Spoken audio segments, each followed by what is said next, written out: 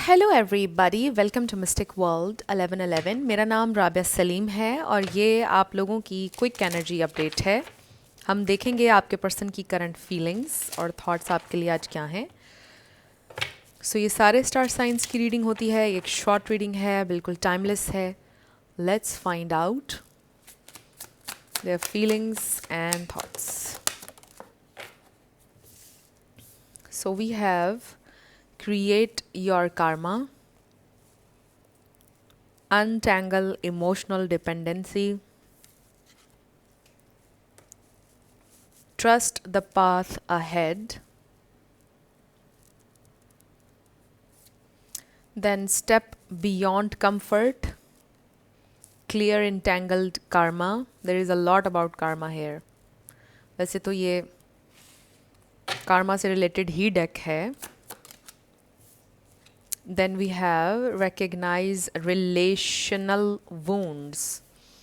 So I definitely see here कि आपके person अपना कार्मिक डेट कोई ना कोई पे कर रहे हैं या फिर वो कर चुके हैं ऑलरेडी, और अब उनकी जो स्लेट है वो बिल्कुल क्लियर है और अब वो अपना न्यू कार्मा उस पर क्रिएट कर सकते हैं। लाइक अब जो भी वो चॉइसेस लेंगे, जो भी वो डिसीजंस लेंगे, बिल्कुल नए सिरे से अपनी स्टोरी को वो लिख सकते हैं। And this is something very deep. I don't know आपके पर्सन को इस बात की रियलाइजेशन हो रही है अभी या नहीं हो रही है, but we have own your past. So there is something about their past जिससे उनको लर्न करने की ज़रूरत है और अपनी स्टोरी को रीराइट करने की ज़रूरत है। Break the soul contract.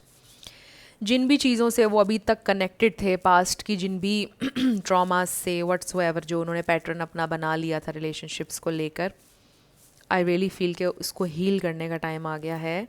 Release the root and look at this, face your fears. Fear is a teacher, not a barrier. Face it head on and it will lose its power over you. Wow, this is amazing.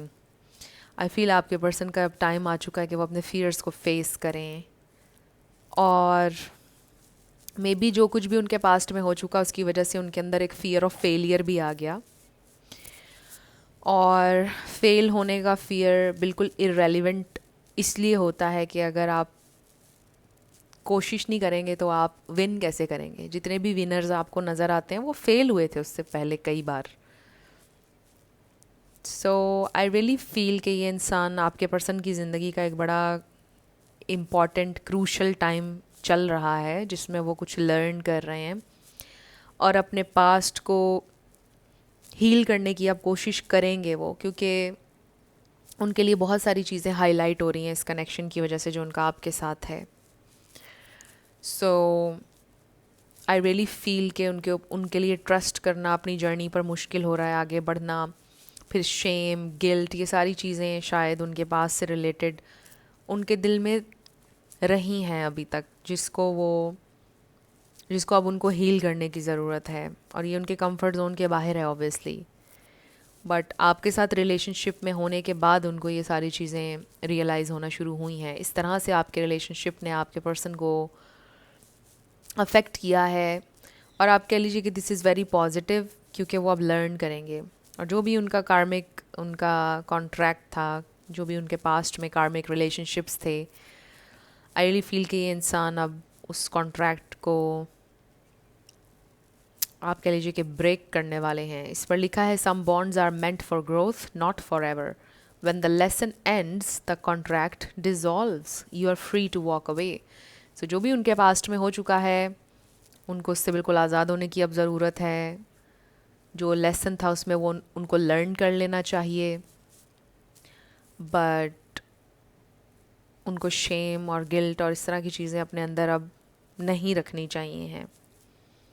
So every relationship holds lessons, break free from karmic ties that no longer serve your growth. So अब growth का time, elevation का time आ चुका है, and it's very important उनके जो भी कार्मिक टाइज थे उनको वो ख़त्म करें। This is the time.